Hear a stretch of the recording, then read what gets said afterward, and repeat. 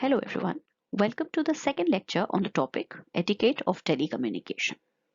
So far in telephone etiquette, we've done introduction, wherein we tried to understand as to what exactly is meant by telephone communication and telephone etiquette. And then we discussed about the process of telecommunication. How do you ace telecommunication? What are the types of telephone communication? That would mean making a call or placing a call, and then receiving a call or picking the call, or taking a message.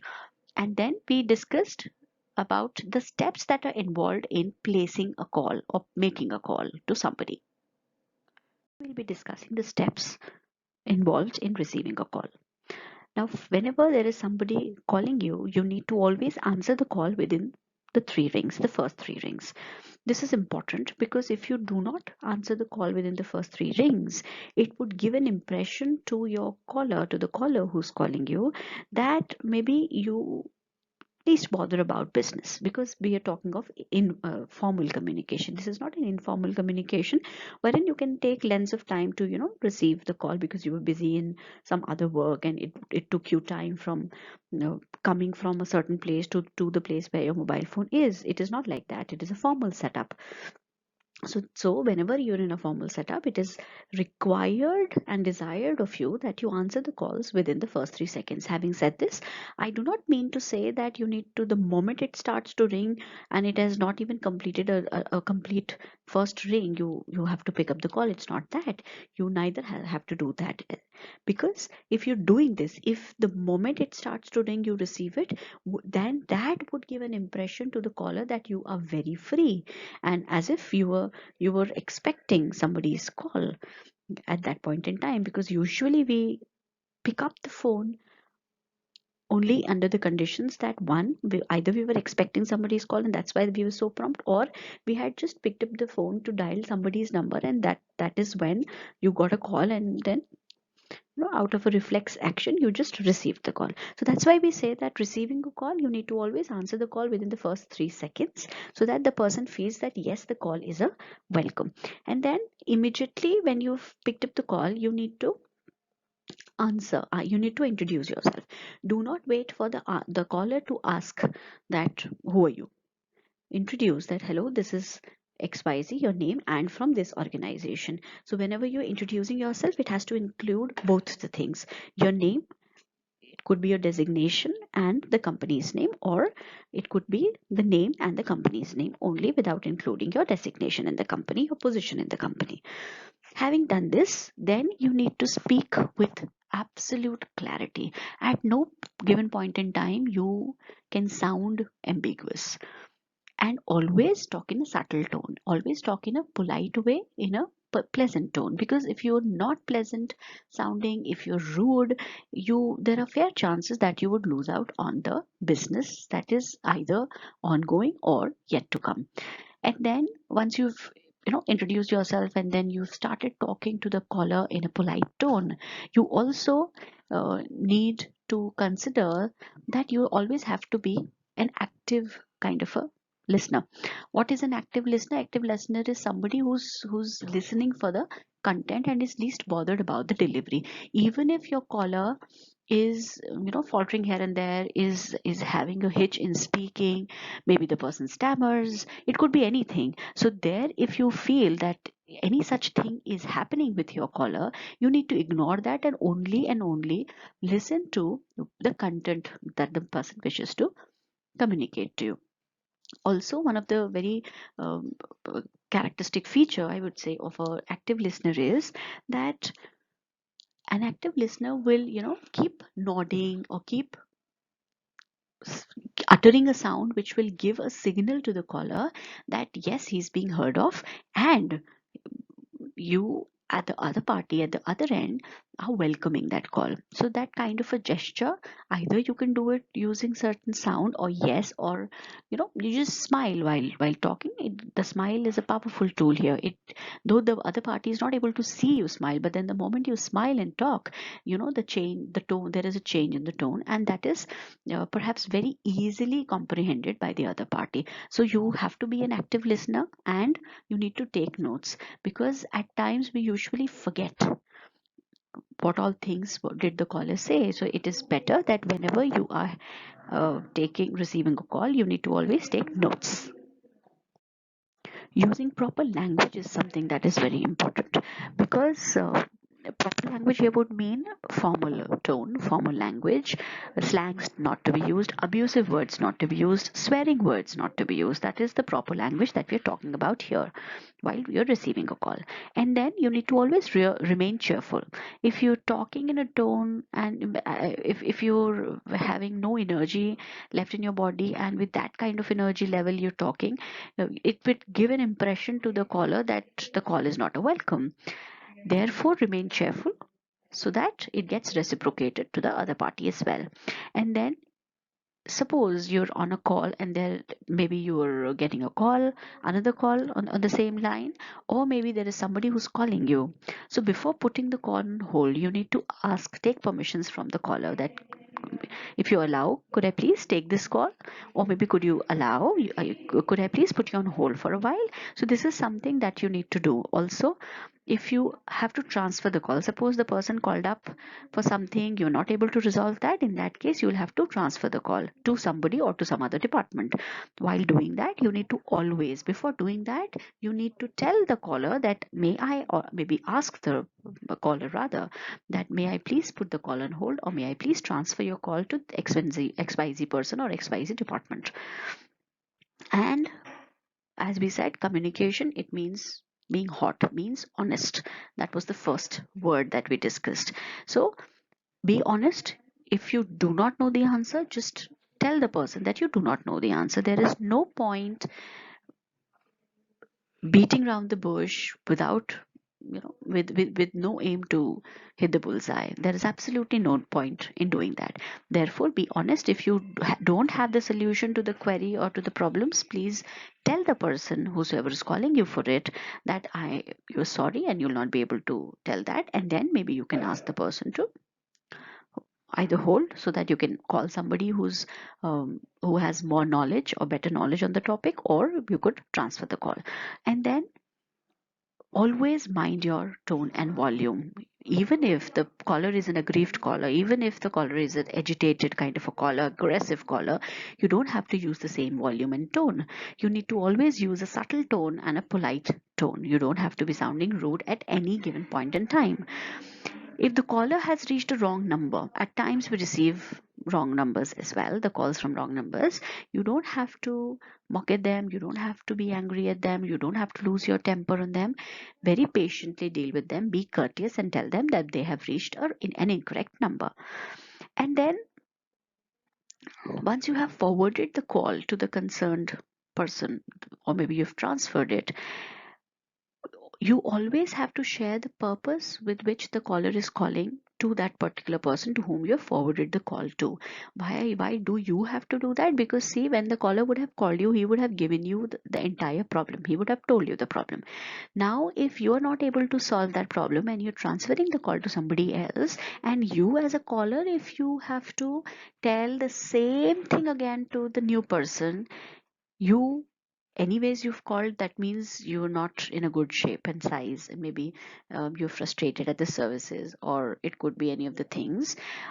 So now, to save that kind of an effort that the caller will have to make again for doing the same thing, you need to apprise the person to whom you're forwarding the call to, that this caller is calling for what purpose, what is the query, so that it saves the caller's time. And then, if ever, suppose you're putting the call on hold, it gets stretched beyond a certain time, and you tell the person that, can I please put your call on the voicemail, or maybe can I call you back. So if at all you have asked somebody to, taken permissions from somebody to put the call on the voicemail, you need to always and always check for the voicemails the same day and respond to those calls if at all the response is required. It is rude in business world, in corporate world, if you do not check your voicemails the same day, and if you do not respond to the calls in the same way. And then whenever you're done doing all these things, then of course you would be contributing to making the communication system, that is telecommunication system or process, an effective one. Now, the third way we can use a telecommunication process is for taking message. What does this taking message mean? For example, I'm in charge of a certain office, and for some very urgent and important meeting, I have to leave for a while. So I will not just let my phone ringing. I will have to designate this duty of receiving the call on my behalf to somebody. Suppose I have given the duty of receiving the calls in my absence to X person. Now, this X person is responsible for taking down the messages. Taking down the messages would not only just mean that whosoever is calling the person, the concerned person, you just need to pick up the call and tell the person that the person is not here and maybe you can dial some other time. It's not that. It requires a lot of effort. What exactly do you need to do if somebody has asked you to take a message on somebody's behalf, or if you are very busy, you're not available to talk over the phone, and you're preoccupied in some important work, and if you can't talk to people who are calling you, you will have to take down the messages. How do you have to take down the messages? You'll have to note them down, right? So whenever you're taking the message, you need to be prepared with a pen and a message slip. It could be a normal piece of paper, or it could also be those flags, the colorful stick-ons or the flags wherein you can write and paste it somewhere. And while you're writing it, unless, yes, of course, you're using the electronic means to write it, if you're manually doing it, you need to write in a writing which is properly legible. If you're writing in a way, which is, not very readily and easily legible by the other people, then that writing of message is of no good use. Therefore, be prepared with a pen and a message slip, and whenever you're writing it, write in a way that it is properly, the people can read what you've written. And then, with no matter how good retention capacity you have, no matter how good you are in retaining the information for a long time, you still might get confused. Because if you're receiving the calls and taking the message for somebody on somebody's behalf, in that case, suppose you got 5 calls and the person for whom those 5 calls were will be back in 5 days. Now, after those 5 days, even if your retention is good, there are fair chances that you would forget and you would mix the information together. Yes, because you had a good retention, you would remember exactly as to who the caller was and what time did the person call, but then maybe you may get confused with the message that the person A gave and the message that the person B, C, D, E gave, right? Therefore, it is desired and expected that whosoever is taking the message, he or she has to write the message in detail. Do not skip on the things, because you don't know which information is the information that is most sought after. Therefore, take down, write in complete detail. Do not skip out on details. Do not assume that now that I have written this, so the other thing would imply. No, you need to write everything down, and so that it is clear whenever the person who is reading the message, it is clear to that person as to what is to be done. And then when you're taking the message, you always have to, other than writing of course the message in detail, other thing that you need to write are, first, the caller's name. You will have to first introduce yourself, as we've discussed in the previous slide. So the moment you pick up the phone, you'll have to introduce yourself that I'm this and this, and I am receiving the calls on this person's behalf because the person is not available at this moment. And then you'll have to ask for the permissions, that whether would you can whether can I take the message on his behalf, or would you like to put your call on his voicemail. So this is how you need to take a message. So if the person says that yes, you can put the message or call on the voicemail, you will transfer the call on the concerned person's voicemail. The person will, whosoever the caller was, he or she, he will give the message there. It gets recorded and the person is done giving the message. Now, if the person says that yes, you can note the things down, then what all things do you have to write is something that is very important. First, you will write the caller's name, and then you'll have to ask for the caller's name. You'll have to say that I am this and this because I don't know you. Therefore, if it it will be better if you could please give me your name. Or maybe in the simplest of the ways, you can say that who shall I write called up as. So any of the polite and subtle tone questions you can ask for asking the caller's name. Please never use what is your good name, because that is Indianism. We've already discussed this. And then the caller's contact number. In case the person is was dialing from the office number, you ask for the extension number as well. And then if the caller is any of the customers, then ask for the customer ID. It'll be easier for you to give that message to the person concerned, and it'll be easier for that person concerned to track as to what kind of customer the person is, and accordingly will the person be talking. And then, because you're writing things, you need to always ask the purpose behind making that call. So once you're clear with all those things, you need to write everything, repeat the message that you've written to the caller along with the caller's name, contact, and the thing that you've written. And in case the caller suggests any changes, without getting irritated, you need to do and make those changes to the message. And once you're done doing this, you need to write the time and date of call. And it is also required of you, whosoever is taking the message, it is required for that person to write down his or her initials. This is important because, say, 5 days after, when your boss comes and he asks you, okay, show me the messages that you've taken. Now suppose, of course, you cannot be there in the office all the time. You need to go for the restroom, you need to go for having your lunch or whatever, any kind of break that you're taking. In your absence, if there is somebody who called up during the time when you were not there in the office, that call gets missed. Therefore, you will have to designate that uh, duty of taking the calls on the behalf, in your absence, on the behalf of your boss, to somebody else. You can't just let the phone be. So now you're going out for, say, 10 minutes, and during those minutes you've designated some other person to take down that message for you.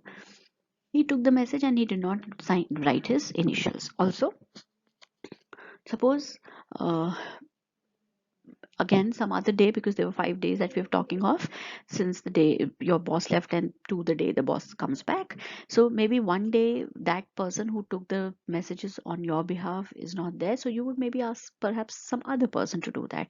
Now if this person also is not writing the initials, so whenever you hand over these messages to your boss, and in case he has any kind of doubts in any of the messages, he will have to get back to you seeking for clarity, because you were the person who had a word with the caller. Now, if the initials are there, it'll be easier for the boss to trace that who the person was who took the message on his behalf. And if he is not clear with that, at least you, as a person who was actually given that responsibility, would know or would be able to identify that yes, these are the initials of this person. But then, because there are no initials, there'll be a lot of confusion, and maybe there will be a lot of delay and lag. Therefore, it is required of the message taker that one should always write his or her initials at the very end, so that tracing of the call and seeking for clarity and clarification is easier. And then, before, of course, as we've discussed earlier, before transferring the call to the concerned person's voicemail, you need to take permissions. You just can't put it on a voicemail. You need to ask the caller first that would you like me to place the call on the voicemail of the concerned person. If he says yes, can you transfer it? Otherwise, you don't have to do that. So this message taking, it is done in this kind of a format. You can see a paper with a few things written and lines drawn on the right side of the page. So here, attention would be the person for whom the message was intended, the person on whose behalf you're taking the message. From would be the caller's name, of would be the company from which the caller was speaking. And then you can see the things that are blue highlighted. Maybe these are the reasons for which the person called. These are some quick reasons in case the person called up to see you, in case he wants to see you, or maybe he says that you need to respond, or you may, and the person will call again, or was it very urgent. So all these kind of things, in case you need, these are customized messages. So you, in case you have received a call that caters to any of these categories, you will just write tick. That saves your effort as a message taker. And then the person's phone number, date, and the messages in detail and taken by will have the initials of the person who took the message. So this is how you'll be preparing that message and the list of messages, of course, on behalf of whosoever you're taking the messages for that particular person. It is very important for us to understand that whenever we are putting a call on hold, one, under what circumstances can we do that? Two, how do we do that? Now, whenever we are putting the call on hold, you need to ask before putting the call on hold for the permissions from the person whosoever has called you, or maybe the other party. It could be any of the parties. It is not a mandate that if you're a caller, then only the recipient of the call is allowed to hold the line. At some under some circumstances, you could also be the person who puts the call on hold, because maybe you seek some more clarity on something before telling that thing to the person.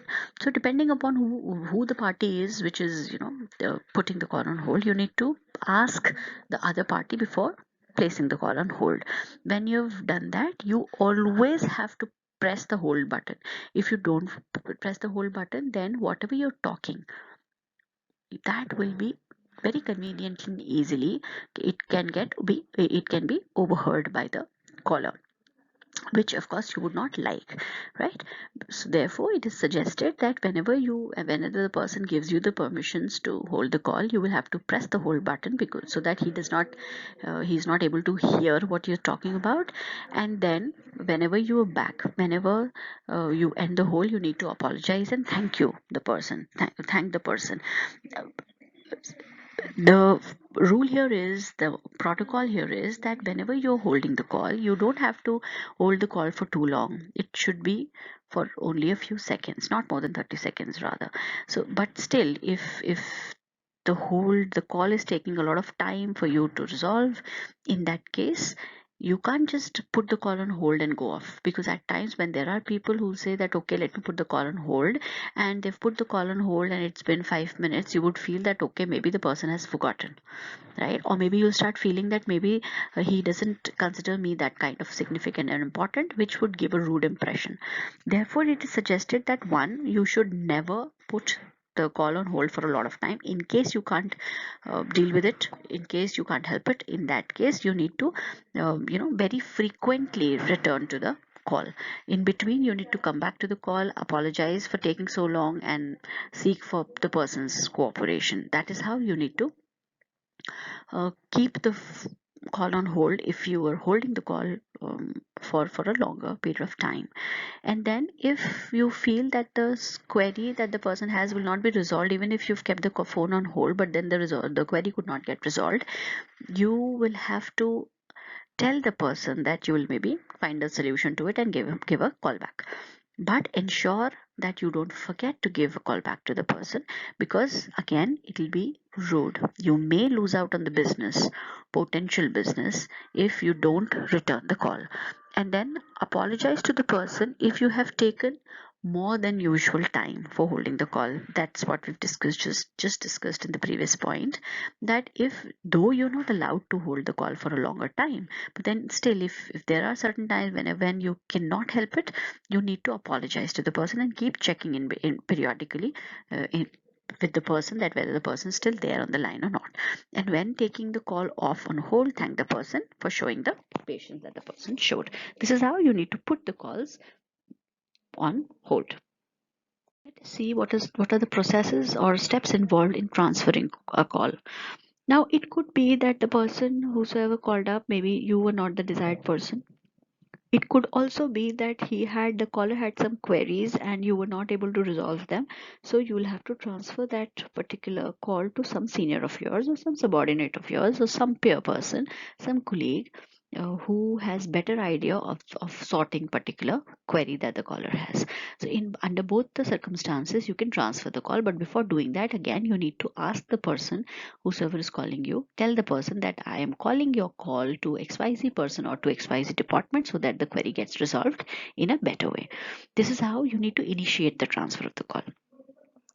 right? And you need to let the person know. Of course, that happens to be a mandate here.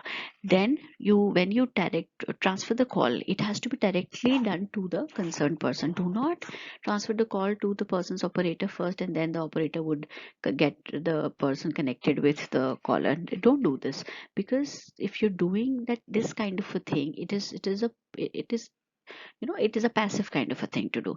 First you dial, give, putting the call on the operator's extension, and the operator will then connect it. So it's a wastage of time. Therefore, you're not required and expected to do that. Directly transfer the call to the concerned person.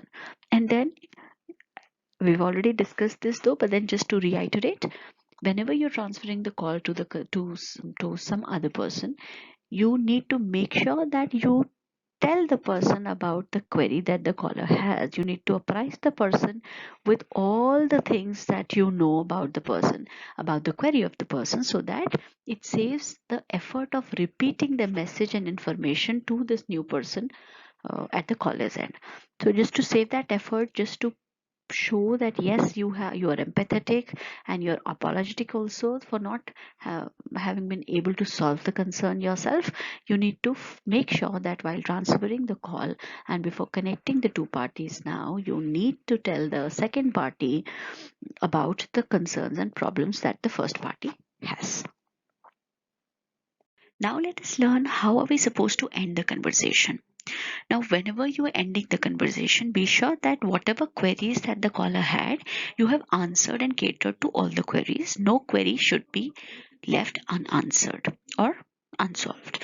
So, to your utmost level, you need to have that kind of a vision that whenever there is a caller that calls you, you need to give absolute clarity to that particular caller. If you feel that the call is taking a lot of time, and you will not be able to be available during the entire time, in that case you need to promise the caller that you will finish the discussion that is on some other time, and ensure that you do return the call in the time that you have specified, because otherwise it will be considered rude. Whenever you're talking to somebody, before ending the conversation, make it a habit of telling the person to whom you were talking to that it was pleasant talking to that person. Ask the caller to hang up first. Whenever there is a call that you've received, do not be the first one to disconnect. That is again rude. Ask the caller with whom you're talking to, who has called you, that he should disconnect the call first. This would show to the particular caller that you were not in a hurry to finish that call.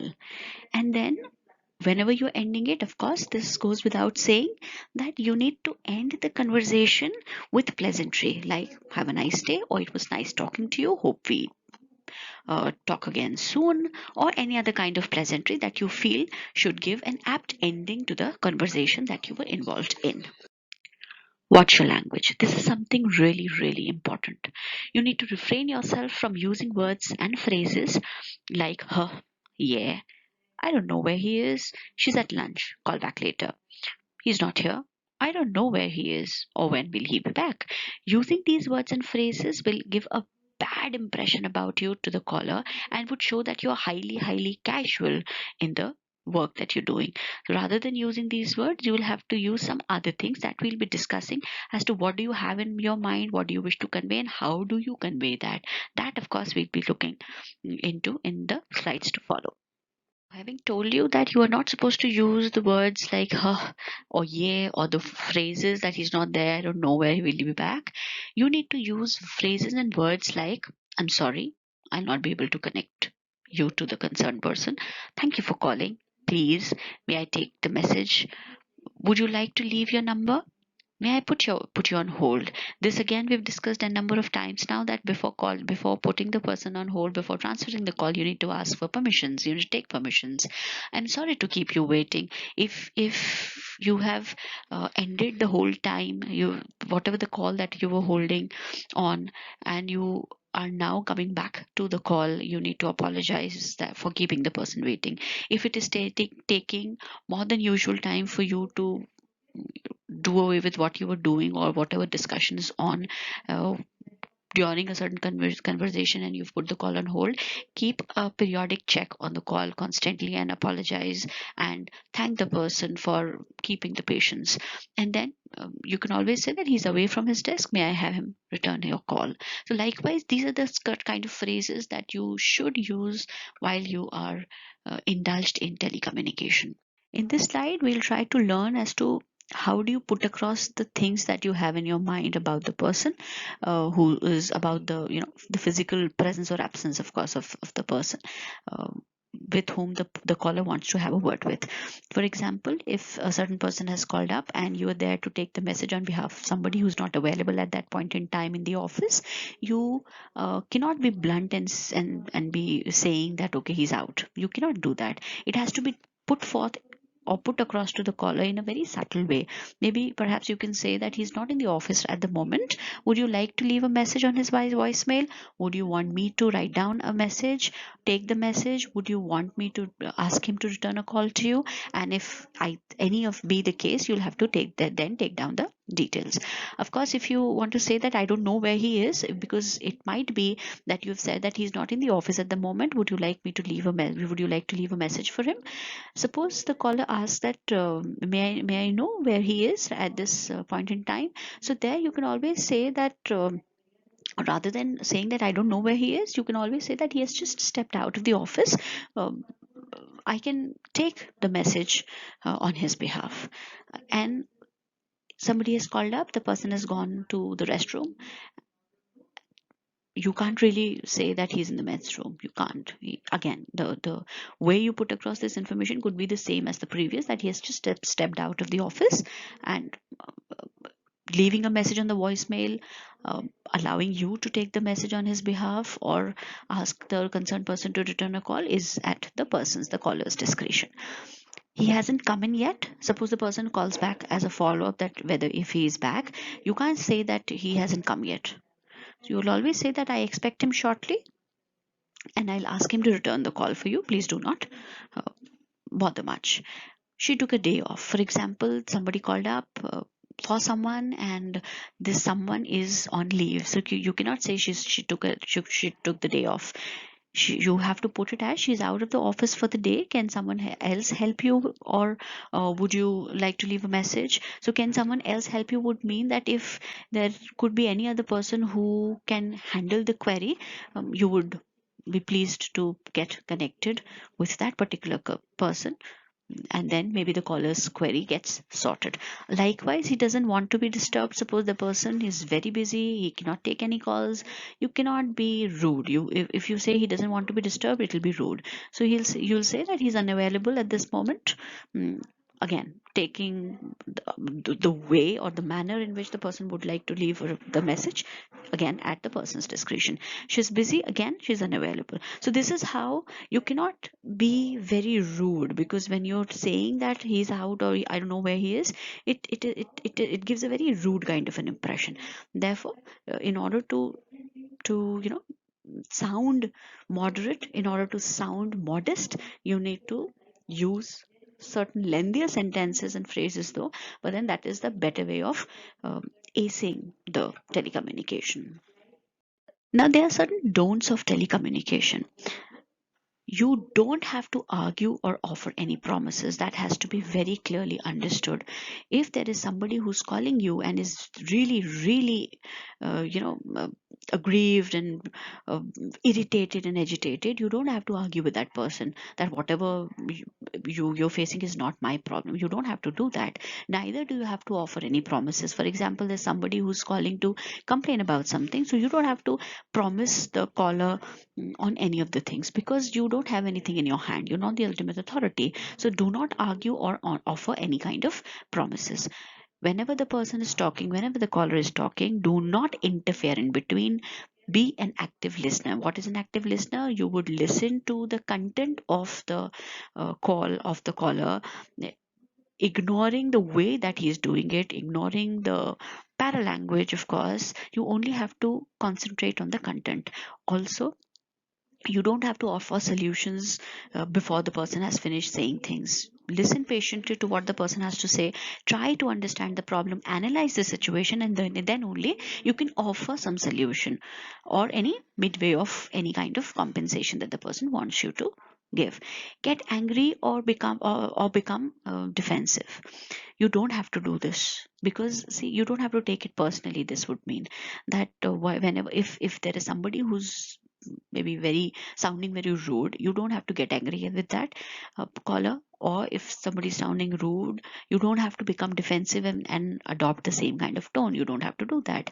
You don't have to pass the complainant to the other person without informing them. And this, I guess, we've discussed with each and every important point here for telecommunication, that before transferring or forwarding the call, you need to take prior permissions. Do not agree or disagree, do not accept or deny. You just have to simply record what the person has to say and summarize it for him and let the authority decide. Ask the caller to complain in writing or in person or to call back later is something that you should always refrain from doing, because as a person who's taking down the message or who's at the receiving end, you cannot do that. You're the service provider in that case, and if you're saying that I'm not here to listen to the things that you're saying and in the way that you're saying it, you better give me in written. It is no way of dealing with the complaint. So this is perhaps a very bad way of handling a complaint. Do not deter people from making a complaint. You don't have to do that. If there is anybody who's making a complaint, you need to take it sportingly. Consider the complaint as a personal criticism is something again that has to be avoided. It is, the person is not complaining about what how have you performed. It is maybe about the organization. So don't take it personally. Don't take it as a personal criticism or a personal remark made on you. And of course, we've discussed this also, that you are not supposed to use jargons when responding to the complainant, because jargons will be the terms that are common to your organization. The caller might not be aware of the meaning of those. So avoid using jargons, talk in the most simple ways. And we call it we call it, there's a very famous acronym here. We call it KISS, KISS. Keep it short and simple. So keep it short and simple.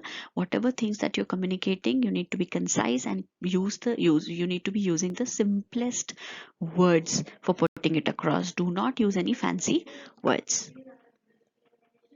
Thank you so much for patiently watching the video. Here are certain phrasal verbs for you, which are very commonly used kind of phrasal verbs when it comes to telecommunication. I would request you to spare some more time to quickly go through each and improve the way you communicate through a telephone. Thank you so much. Have a good day ahead.